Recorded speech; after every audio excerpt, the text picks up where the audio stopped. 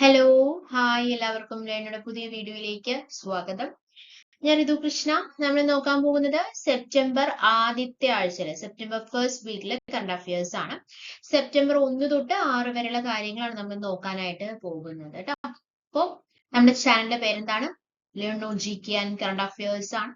നമ്മുടെ ചാനലില് weekly current affairs ഇടുന്നുണ്ട്, മന്ത്ലി കറണ്ട് അഫയേഴ്സ് അപ്ലോഡ് ചെയ്യുന്നുണ്ട്, ഇയർലി കറണ്ട് അഫയേഴ്സും നമ്മുടെ ചാനലിൽ നമ്മൾ അപ്ലോഡ് ചെയ്യുന്നുണ്ട്. അതുകൊണ്ട് വേഗം സബ്സ്ക്രൈബ് ചെയ്യാം കേട്ടോ. ഒരാഴ്ച കഴിഞ്ഞാൽ ആ വീക്ക്ലി കറണ്ട് അഫയേഴ്സ് നമ്മൾ ഇടും. ഒരു മാസം കഴിഞ്ഞ് കഴിഞ്ഞാൽ ആ മാസത്തിലെ ഫുൾ കറണ്ട് അഫയേഴ്സ് നമ്മൾ ഇതിൽ അപ്ലോഡ് ചെയ്യും. ഒരു വർഷം കഴിയുകയാണെങ്കിൽ ആ വർഷത്തെ ഫുൾ കറണ്ട് അഫയേഴ്സ് നമ്മൾ ഇതിൽ അപ്ലോഡ് ചെയ്യുന്നതായിരിക്കും.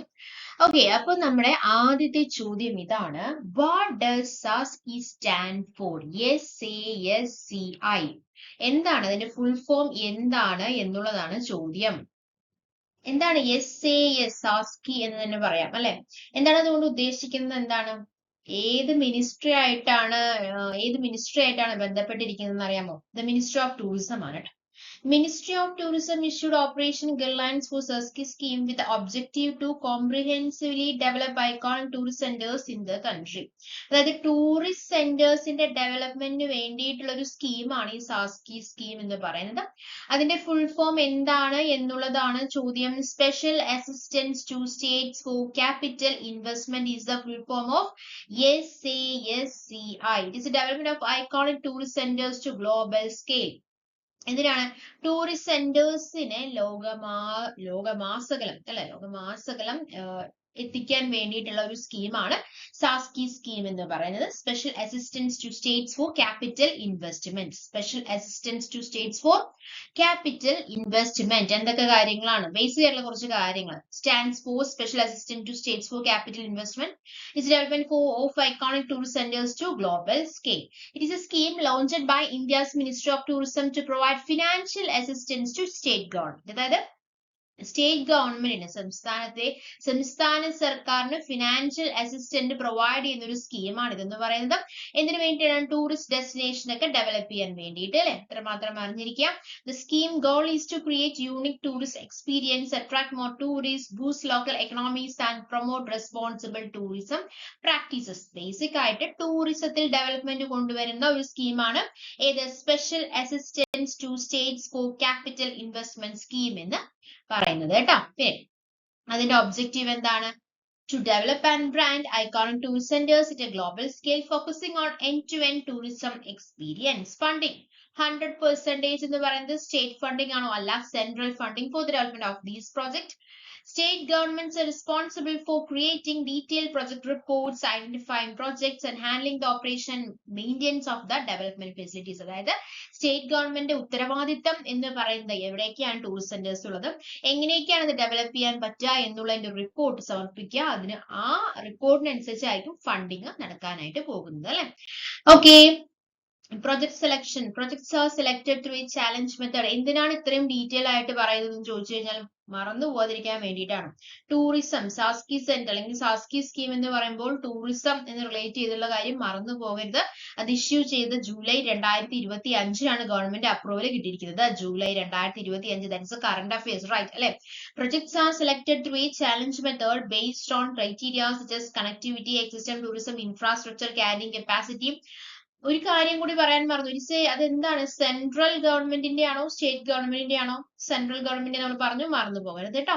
Expected outcome. The scheme aims to boost the local economy, create employment for local communities and artisans, attract more tourist and generate greater tourism spending. Government approval കിട്ടിയത് July 2025 അല്ലെ? Okay, then അടുത്ത ചോദ്യത്തിലേക്ക് കടക്കാം. Where was the 88th session of CCEXEC held? എന്താണിത്? CCEXEC double 8 എന്നാണ്. അത് ഞാൻ ഇവിടെ കൊടുക്കാത്തത്. അതായത് ഇങ്ങനെയായിരിക്കും പറയാ. അതായത് CCEXEC പിന്നെ ഡബിൾ 8 അങ്ങനെയായിരിക്കും കൊടുക്കുക. അതിന്റെ കൊടുക്കാത്തവിടെ ഓൾറെഡി ഞാൻ 88th സെഷൻ നമ്മളിവിടെ മെൻഷൻ ചെയ്തിട്ടുണ്ട്. അതുകൊണ്ടാണ് ഇത് കൊടുക്കാതെ. ചിലപ്പോൾ ഇങ്ങനെ ചോദിക്കാം, where was the session of CCEXEC double 8 എന്ന് കൊടുക്കാം. ഓക്കെ, അപ്പൊ ഓൾറെഡി ഇവിടെ ഞാൻ മെൻഷൻ ചെയ്തിട്ടുണ്ട് 88th സെഷൻ ഓഫ് CCEXEC എവിടെയാണ് ഹെൽഡ് ചെയ്യുന്നുള്ളതാണ്. എന്താ സംഭവം? അതായത് executive committee of the Codex Alimentarius commission ആണ്. ഇത് executive committee of the Codex Alimentarius commission ആണ്. എവിടെയാണ്? നടന്നത് എന്നുള്ളതാണ് ചോദ്യം. FAO. FAO ഹെഡ്ക്വാർട്ടേഴ്സ് റോമിലാണ്. എന്ത് നടന്നത്? CCEXCCHH 88th session of CCEXCC. അതായത് എന്താ സംഭവം? Executive committee of the Codex Alimentarius commission. Just ഒന്ന് അറിഞ്ഞു വെക്കാം. ഓക്കെ. അപ്പൊ CCEX പറഞ്ഞില്ലേ, ഓൾറെഡി നമ്മൾ പറഞ്ഞില്ലേ, ഇങ്ങനെയായിരിക്കും അത് കാണിക്കുക. ചിലപ്പോൾ PSC ഇങ്ങനെ ചോദിക്കാം, കറണ്ട് അഫയേഴ്സ് സാധ്യത. refers to the 88th session of the executive committee of the codex alimentarius commission, a global body of settling international food standard. FAO അത് പറയാൻ വിട്ടുപോയി. FAO എന്ന് പറഞ്ഞാൽ എന്താണെന്ന് അറിയോ? FAO വെച്ചിട്ടാണ് നടന്നതല്ലേ നമ്മൾ പറഞ്ഞത്. FAO എന്നല്ലേ പറഞ്ഞത്? FAO അല്ലെ? റോമിൽ കേട്ടോ. FAO റോമിൽ വെച്ചിട്ടാണ് നടന്നതെന്നാണ് പറഞ്ഞത്. FAO ഹെഡ്ക്വാർട്ടേഴ്സ്, അതായത് ഫുഡ് ആൻഡ് ഓർഗനൈസേഷൻ ആണ് കേട്ടോ. FAOയുടെ ഫുൾ ഫോം എന്ന് പറയുന്നത് ഫുഡ് ആൻഡ് ഓർഗനൈസേഷൻ ആണ്. മറന്നുപോയില്ലല്ലോ, FAO എന്ന് പറയുന്നത് ഫുഡ് ആൻഡ് ഓർഗനൈസേഷൻ ആണ്. അപ്പോ എവിടെ വെച്ചിട്ടാണ്? CCEXCC 88 refers to the 88th session of the executive committee of the codex alimentarius commission, a global body for settling international food standard which took place in Rome, Italy from July 14, 18, 2025. 2025 July തന്നെയാണ് നടന്നതെന്ന് പറഞ്ഞു. അതിന് മുന്നേ സാസ്കി അല്ലെ? SASCI എന്തായിരുന്നു അത്? Special assistant to state for the capital investment ആയിരുന്നു. അത് നടന്നത് എപ്പോഴാണ്? ജൂലൈ 2025 തന്നെയാണ്. ഓക്കെ. അടുത്തത് പിന്നെന്താ പറയാനുള്ളത്? Key outcome includes appreciation of India's leadership in developing millet standards അല്ലെ? വിത്തുകൾ അല്ലെ? And discussions on food safety challenges like climate change, leading to recommendation for developing more impactful and efficient development standards in the future. Okay. അടുത്തത് മൂന്നാമത്തെ question. Who attended the 30th anniversary celebration of the independence of Maldives as guest of honor? ആരായിരുന്നു അതായത് മാൽദീവ്സിന്റെ 60ാമത്തെ anniversary സെലിബ്രേഷനിൽ guest ആയിട്ട് ആരാണ് attend ചെയ്തത് എന്നുള്ളതാണ് ചോദ്യം.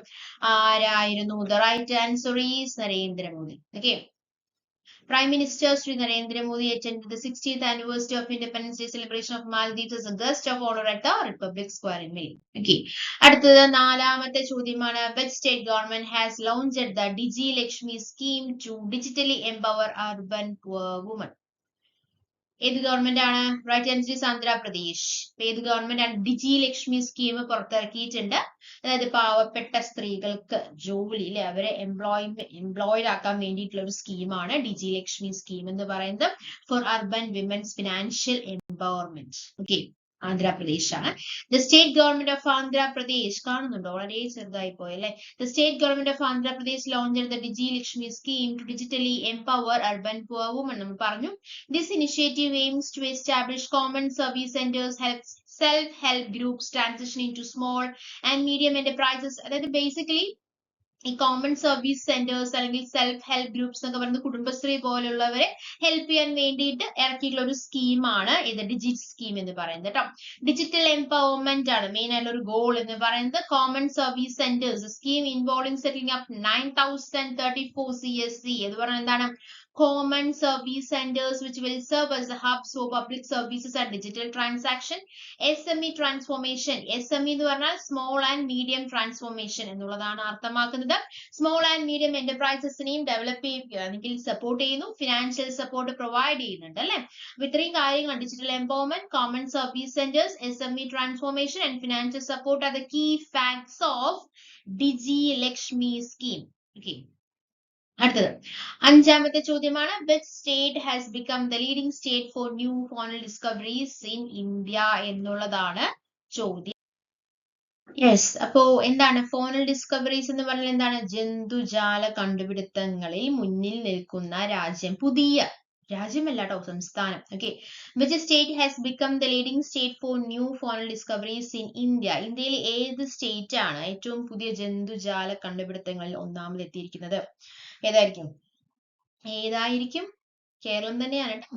Kerala biodiversity discovery leader in India എന്നാണ് ഇപ്പോൾ അറിയപ്പെടുന്നത്. Kerala has become the leading state for new found discoveries in India with the zoological survey of India ZSI. അപ്പോൾ ZSI സർവേയിൽ ഏറ്റവും മുന്നിൽ നിൽക്കുന്ന സംസ്ഥാനം ഏതാണ് എന്ന് ചോദിച്ചു കഴിഞ്ഞാൽ അത് കേരളമാണ്. Recording 101 species and sub species from the state in 2024 2024 മാത്രം കണ്ടുപിടിച്ചത് എത്രയാണ് 101 സ്പീഷീസും സബ്സ്പീഷീസിനെയാണ് okay this achievement was highlighted in the ZSI 2024 report animal discoveries new species and new records and places Kerala's major biodiversity hotspot ആയിട്ടാണ് ഇപ്പൊ കേരള അറിയപ്പെടുന്നത് major biodiversity hotspot അല്ലെ കേരള എന്തൊക്കെ കാര്യങ്ങളാണ് പറയാനുള്ളത് it's located on India southern most coast അല്ലെ സൗത്തിലാണ് locate ചെയ്തിരിക്കുന്നത് ഗോഡ്സ് ഓൺ കൺട്രി എന്നാണ് അറിയപ്പെടുന്നത് landscape including backwaters beaches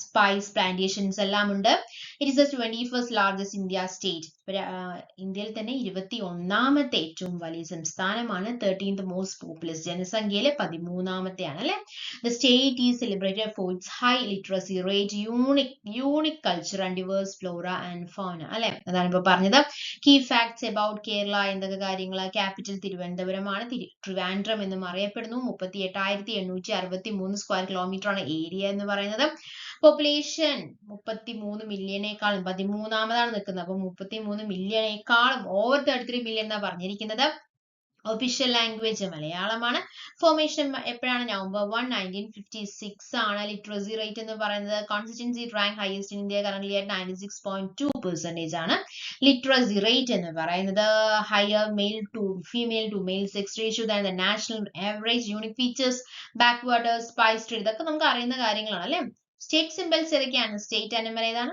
state animal Indian elephant ആണ് state flower golden shower tree കണിക്കൊന്ന state fruit is the jackfruit and state tree is the coconut tree okay surrounded by the Arabian Asia ഇതറിയാം Arabian Sea to the west westല് Arabian Sea ആണ് Karnataka to the north Tamil Nadu to the east beaches backwaters tea and spice plantation cleanness recognized one of the cleanest state in India ഇന്ത്യയിൽ തന്നെ ഏറ്റവും വൃത്തിയുള്ള സംസ്ഥാനം എന്നറിയപ്പെടുന്നത് കേരളമാണ് rich culture blends Indian and Dravidian influence with unique art forms a strong emphasis on performing arts like Kathakali Mohiniyattam and Kalaripayattu historical significance home to the first mosque in India it is a home to the first mosque in ഇപ്പോ ആറാമത്തെ ചോദ്യം who was the oldest chief minister of Kerala കേരളത്തിലെ ഏറ്റവും പ്രായം കൂടിയ മുഖ്യമന്ത്രി ആരായിരുന്നു the right answer is V.S. Achuthanandan former chief minister of Kerala from October 1923 chief minister ആയതല്ല അദ്ദേഹം ജനിച്ചത് 1923 ഒക്ടോബറിലാണ് അദ്ദേഹം മരണപ്പെട്ടത് ജൂലൈ 2025 അല്ലെ അപ്പൊ ഇന്ത്യൻ കമ്മ്യൂണിസ്റ്റ് പ്രസ്ഥാനത്തിന്റെ ഏറ്റവും തലമുതിർന്ന നേതാവും കേരളത്തിന്റെ മുൻ മുഖ്യമന്ത്രിയുമായിട്ടുള്ള V.S. അച്യുതാനന്ദൻ അദ്ദേഹത്തിന് എത്ര വയസ്സായിരുന്നു 101 വയസ്സായിരുന്നു കേട്ടോ ഒക്ടോബറിലാണ് അദ്ദേഹത്തിന്റെ ബർത്ത്ഡേ ആഘോഷിച്ചത് 100ാമത്തെ വയസ്സിന്റെ ബർത്ത്ഡേ ആഘോഷിച്ചത് ജൂലൈയിലാണ് അദ്ദേഹം നമ്മെ വിട്ടു പിരിഞ്ഞത് അല്ലെ ജൂലൈ 21 അദ്ദേഹം അന്തരിച്ചത് CPM രൂപം കൊടുത്ത 32 പേരിൽ വിടവാങ്ങുന്ന അവസാന നേതാവാണ് V.S. അച്യുതാനന്ദൻ എന്ന് പറയുന്നത് കേട്ടോ അപ്പൊ CPM രൂപം കൊടുത്തത് 32 പേരാണ് ആ 32 പേരില് ഇപ്പൊ വിടവാങ്ങുന്ന അവസാനത്തെ നേതാവാണ് V.S. അച്യുതാനന്ദൻ എന്ന് പറയുന്നത് 2006 82ാം വയസ്സിൽ മുഖ്യമന്ത്രി സ്ഥാനമേറ്റ അദ്ദേഹം കേരളത്തിലെ ഏറ്റവും പ്രായം കൂടിയ മുഖ്യമന്ത്രി എന്ന റെക്കോർഡിന് ഉടമയാണ് എന്നുള്ളതാണ് നമ്മളിപ്പോ പറഞ്ഞത് അല്ലെ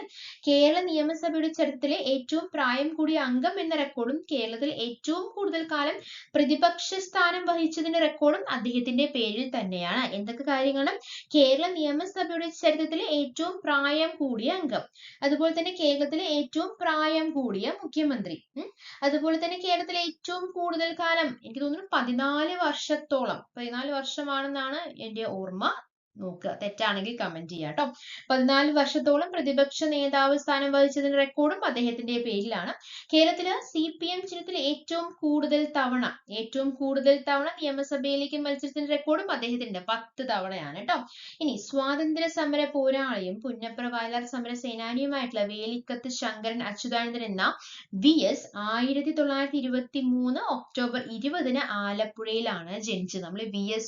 അച്യുതാനന്ദൻ V.S. എന്നാണ് പറയുന്നത് V.S.ന്റെ ഫുൾ ഫോം എന്താണ് വേലിക്കകത്ത് ശങ്കരൻ അച്യുതാനന്ദൻ എന്നാണ് അദ്ദേഹത്തിന്റെ ഫുൾ നെയിം എന്ന് പറയുന്നത് 1923 ഒക്ടോബർ 20 ആലപ്പുഴയിലാണ് ജനിച്ചത് ആലപ്പുഴ വലിയ ചുടുകാട്ടിലാണ് V.S.ന്റെ അന്ത്യവിശ്രമ സ്ഥലം എന്ന് പറയുന്നത് കേട്ടോ ഓക്കെ ഇനി നോക്കാം നമുക്ക് കുറച്ച് ഡീറ്റെയിൽ ആയിട്ടുള്ള കാര്യങ്ങൾ നമുക്ക് നോക്കാനായിട്ടുണ്ട് അപ്പോ എന്തൊക്കെ റെക്കോർഡുകളാണ് നമ്മൾ പറഞ്ഞത്?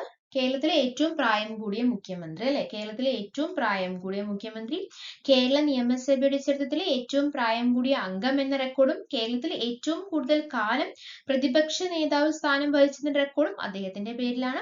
അതുപോലെ തന്നെ കേരളത്തിൽ CPM ചരിത്രത്തിൽ ഏറ്റവും കൂടുതൽ തവണ നിയമസഭയിലേക്ക് മത്സരിച്ച റെക്കോർഡും അദ്ദേഹത്തിന്റെ പേരിൽ തന്നെയാണ്. From grass roots activist to the political power house VS Achuthanandan. ഇനി കേരളത്തിലെ മുഖ്യമന്ത്രിമാരെ കുറിച്ച് എന്തൊക്കെ അറിയാം? ആരായിരുന്നു ആദ്യത്തെ മുഖ്യമന്ത്രി? പറഞ്ഞോളൂ. ഓക്കെ, കേരളത്തിലെ ആദ്യത്തെ മുഖ്യമന്ത്രി ആരാണ്? കേരളത്തിലെ ആദ്യത്തെ മുഖ്യമന്ത്രി EMS നമ്പൂതിരിപ്പാടാണ് അല്ലെ? കേരളത്തിലെ ഏറ്റവും കൂടുതൽ കാലം മുഖ്യമന്ത്രി ആയിരുന്ന വ്യക്തി ആരാണ്? ആദ്യത്തെ മുഖ്യമന്ത്രി EMS ആണെന്നറിയാം. കേരളത്തിലെ ഏറ്റവും കൂടുതൽ കാലമാണ്, ഏറ്റവും കൂടുതൽ തവണയല്ല, ഏറ്റവും കൂടുതൽ കാലം മുഖ്യമന്ത്രിയായ വ്യക്തി അത് EK നായനാരാണ്. കേരളത്തിൽ ഏറ്റവും കൂടുതൽ കാലം, അതായത് 4009 ദിവസം, 4009. ഓക്കെ, 4009 ദിവസം അദ്ദേഹം മുഖ്യമന്ത്രിയായിരുന്നു. എന്നാൽ കേരളത്തിൽ ഏറ്റവും കൂടുതൽ തവണ മുഖ്യമന്ത്രിയായ വ്യക്തി ആരാണ്? ആരാണ് ഏറ്റവും കൂടുതൽ തവണ മുഖ്യമന്ത്രിയായ വ്യക്തി? ആരാണ്? കമന്റ് ചെയ്യുക. ആരാണ്? കരുണാകരനാണ് കേട്ടോ. കേരളത്തിൽ ഏറ്റവും കൂടുതൽ തവണ മുഖ്യമന്ത്രിയായ വ്യക്തി 4 തവണയാണ്. ഓക്കെ ഓക്കെ അല്ലേ? അപ്പോ ആദ്യത്തെ മുഖ്യമന്ത്രി, ഏറ്റവും കൂടുതൽ കാലം, ഏറ്റവും കൂടുതൽ തവണ. ജസ്റ്റ് പറഞ്ഞു എന്ന് മാത്രം. ഓക്കെ, ഇനി അടുത്തത് 7ാമത്തെ ചോദ്യം. Who has been appointed as the first woman VC of IGNOU? IGNOയുടെ പുതിയ ഫസ്റ്റ് വുമൺ VC ആണ്, പുതിയ VC ആണ്. ഇന്ദിരാഗാന്ധി നാഷണൽ ഓപ്പൺ യൂണിവേഴ്സിറ്റി ആണ് IGNOU എന്ന് പറയുന്നത് അല്ലെ? ഇന്ദിരാഗാന്ധി നാഷണൽ ഓപ്പൺ യൂണിവേഴ്സിറ്റി അല്ലെ? അതിന്റെ വൈസ് ചാൻസലർ ആയിട്ട് തെരഞ്ഞെടുക്കപ്പെട്ടത് ആരാണ്? ആദ്യ വനിതാ VC ആണ്. ആരാണ് എന്നുള്ളതാണ് ചോദ്യം.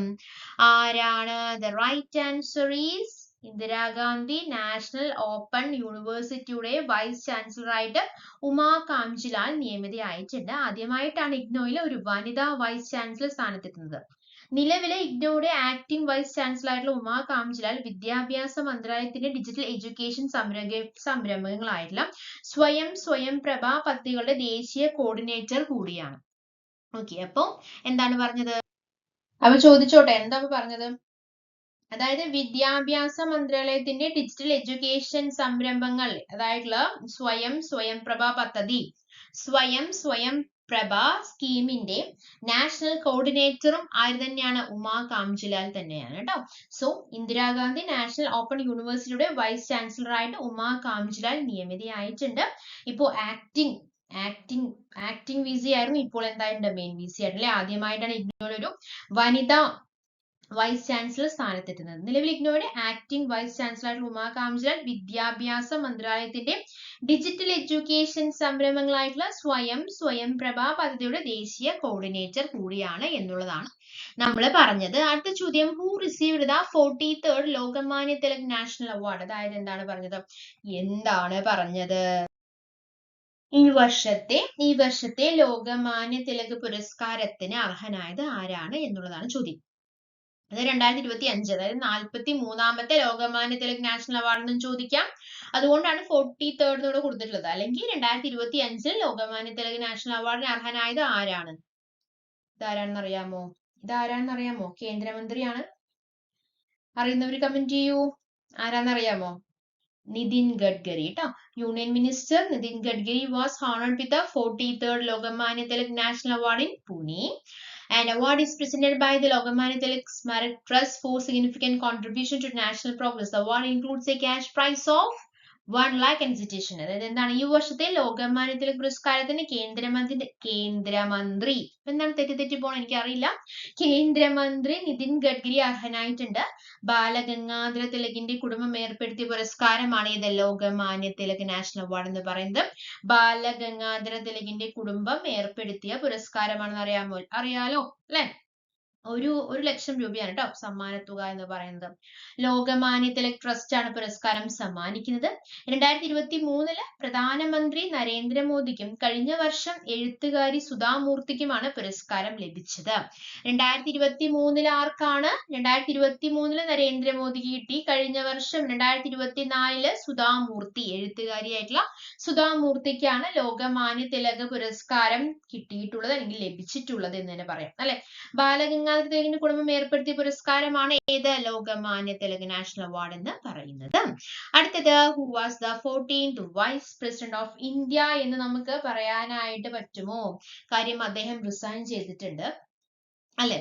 അപ്പൊ 14ാമത്തെ ഉപരാഷ്ട്രപതി ആരാണ് എന്ന് ചോദിച്ചിട്ടുണ്ട്. ആരാണ്? എന്നാൽ അദ്ദേഹം ജൂലൈയിൽ ഒരുപാട് സംഭവങ്ങൾ നടന്നു അല്ലെ. ജൂലൈയിൽ തന്നെയാണ് കണ്ണായി കരളായി ഹൃദയങ്ങളിൽ ഇടം പിടിച്ചിട്ടുള്ള VS അച്യുതാനന്ദൻ നമ്മെ വിട്ടുപിരിഞ്ഞത്. അതുപോലെ തന്നെ ജൂലൈയിൽ നമ്മൾ കുറച്ച് സെഷൻസിന്റെ കാര്യങ്ങൾ, സ്കീമിന്റെ കാര്യങ്ങളെല്ലാം നമ്മൾ പറഞ്ഞിട്ടുണ്ടായിരുന്നു. അതുപോലെ തന്നെ ഇദ്ദേഹം ജൂലൈ 21 രാജിവെച്ചിട്ടുണ്ട്. So 14th vice president of India എന്ന് പറയുമ്പോൾ അത് ആരായിരിക്കും? ജഗദീപ് ധൻകർ ആണ് അല്ലെ. അപ്പൊ ഇന്ത്യയുടെ 14ാമത് vice president Jagdeep Dhankhar July 21 അദ്ദേഹം രാജിയും വെച്ചു. 2022 ഉപരാഷ്ട്രപതിയായ ധൻകർ 2 വർഷം കാലാവധി ബാക്കി നിൽക്കെ, 2022 ഇനിയും 2 വർഷം ബാക്കി ഉണ്ടായിരുന്നു.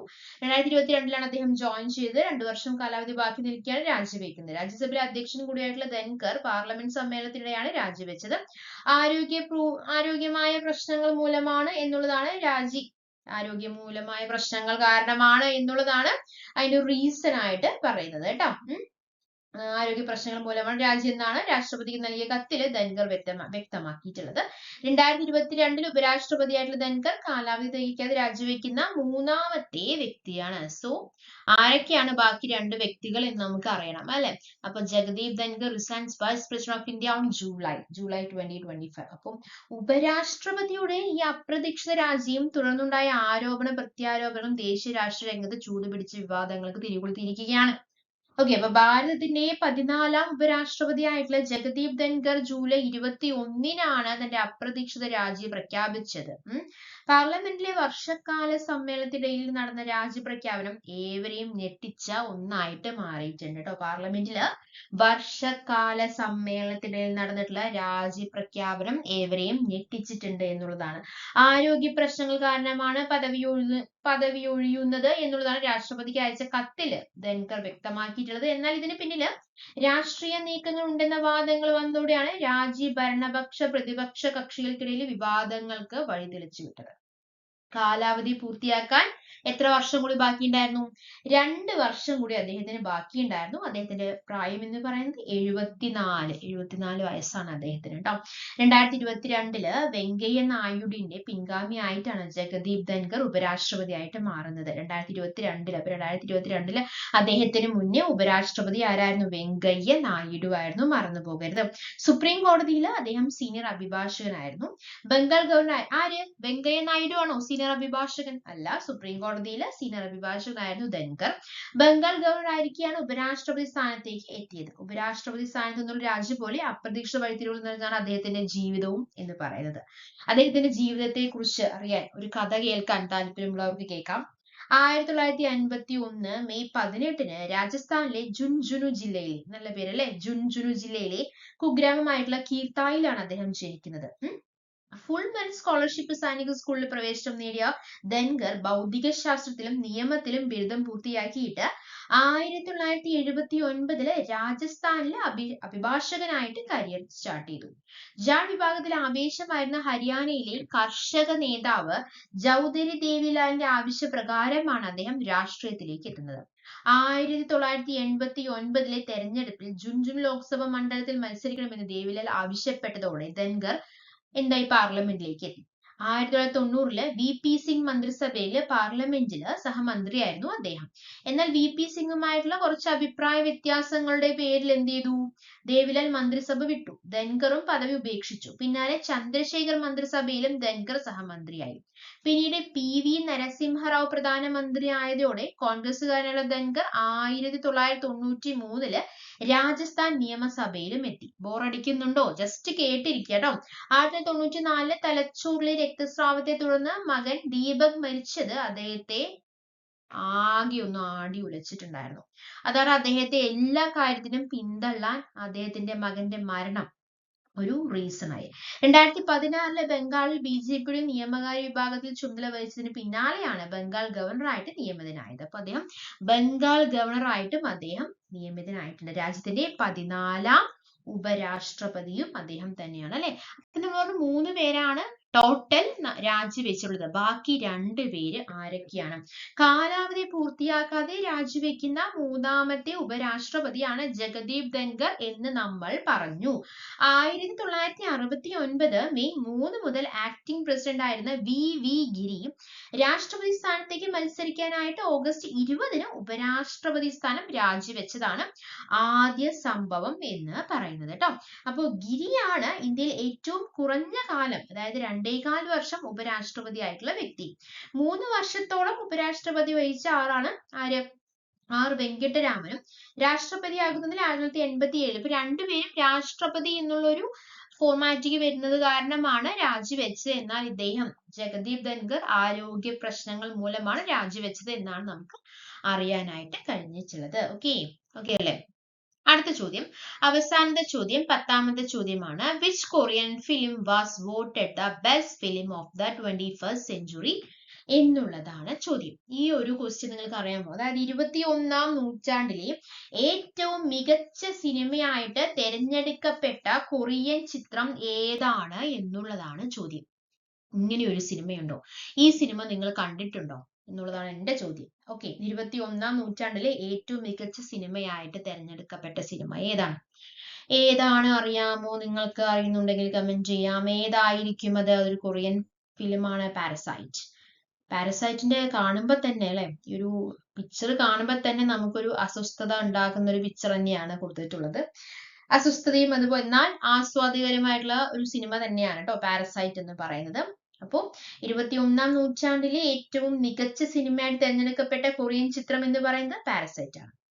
അമേരിക്കൻ മാധ്യമമായിട്ടുള്ള ദി ന്യൂയോർക്ക് ടൈംസ് ആണ് 21ാം നൂറ്റാണ്ടിലെ മികച്ച 100 സിനിമകളുടെ തെരഞ്ഞെടുപ്പ് നടത്തിയിട്ടുള്ളത്. സംവിധായകർ, നടീനടന്മാർ, തിരക്കഥ രചയിതാക്കൾ, സാങ്കേതിക വിദഗ്ധർ, സിനിമ ആസ്വാദകർ തുടങ്ങിയവരുൾപ്പെടുന്ന 500 അംഗ ജൂറിയാണ് വോട്ടെടുപ്പിലൂടെ മികച്ച സിനിമകൾ തെരഞ്ഞെടുത്തത് കേട്ടോ. അപ്പോ ഈ സിനിമയെ കുറിച്ച് പറയുകയാണെങ്കിൽ വികസിത സമൂഹങ്ങളിലുള്ളവരുടെയും ഇല്ലാത്തവരുടെയും ജീവിത ചിത്രണത്തിലൂടെ നവോദാരവൽക്കരണം അതുപോലെ തന്നെ നയമായ ശക്തമായ വിമർശനമായിരുന്നു ഈ പാരസൈറ്റ് എന്നാണ് ജൂറി വിലയിരുത്തിയത്. അതായത് എന്താണ് ഇതിൽ ഉദ്ദേശിക്കുന്നത്? ഈ കഥയുടെ കോർ എന്ന് പറയുന്നത് പൈസ ഉള്ളവരും പൈസ ഇല്ലാത്തവരും തമ്മിലുള്ള ഒരു ഡിഫറൻസ് ആണ് ഇതിൽ കാണിക്കുന്നത് എന്നുള്ളതാണ് കാര്യമാണ് പറഞ്ഞത്. ഓക്കെ, ഇതില് അസ്വസ്ഥതപ്പെടുത്തുന്ന ഞെട്ടിക്കുന്നതുമായ കഥാഗതി അതേസമയം തന്നെ നമുക്ക് എൻജോയ് ചെയ്യാൻ പറ്റുന്ന ഒരു കാര്യം ഇതിലുണ്ട്. ഒരുപാട് ടെൻഷൻസ് ഉണ്ടാക്കുന്നുണ്ടെങ്കിൽ കൂടി എൻജോയബിൾ ആണെന്നുള്ളതാണ് ജൂറി പറയുന്നത്. ബോങ് ജൂൻ ഹോ സംവിധാനം ചെയ്തിട്ടുള്ള പാരസൈറ്റ് ഓസ്കാറിലും ചരിത്രം കുറിച്ച ഒരു സിനിമ തന്നെയാണ്. ഓസ്കാർ അവാർഡും കിട്ടിയ ഒരു സിനിമ തന്നെയാണ് ഇത് പാരസൈറ്റ് എന്ന് പറയുന്നത്. ദക്ഷിണ കൊറിയയുടെ തലസ്ഥാനമായിട്ടുള്ള സോളിൽ ജീവിക്കുന്ന 2 കുടുംബങ്ങളുടെ കഥ പറഞ്ഞാണ് പാരസൈറ്റ് തുടങ്ങുന്നത്. അതിൽ നിന്ന് സാമൂഹിക അസമത്വം സൃഷ്ടിക്കുന്ന ക്രൂരതകൾ തുറന്നു കാട്ടി. ഒരു കുടുംബം നിത്യദാരിദ്ര്യത്തിൽ കഴിയുന്നു. രണ്ടാമത്തെ കുടുംബം എന്താണ്? വളരെ റിച്ച് ആയിട്ട് കഴിയുന്നു. അസമത്വം ജനിപ്പിക്കുന്ന സമകാലിക സാമൂഹിക ഭീകരതയെ ആക്ഷേപഹാസ്യത്തോടെ ചിത്രീകരിച്ചാണ് പാരസൈറ്റ് കയ്യടി നേടിയിട്ടുള്ളത് കേട്ടോ. പാക് ചാൻ വുക് സംവിധാനം ചെയ്തിട്ടുള്ള ഓൾഡ് ബോയ്, ബോങ് ജൂൻ ഹോയുടെ തന്നെ മെമ്മറീസ് ഓഫ് മർഡർ തുടങ്ങിയ ചിത്രങ്ങളാണ് 2, 3 സ്ഥാനങ്ങളിലെല്ലാം വന്നിട്ടുള്ളത്.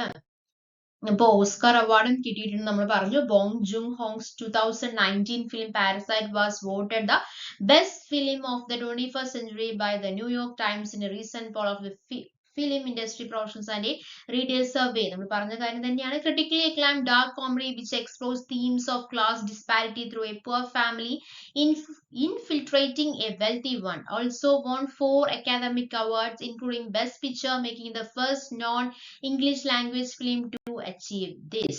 Okay, അപ്പോ ഫിലിം പാരസൈറ്റ് എന്നാണ് റിലീസ് ചെയ്തത്? 2019 റിലീസ് ചെയ്തത്. ഡയറക്ടർ എന്ന് പറയുന്നത് ബോങ് ജൂൺ ഹോയാണ്.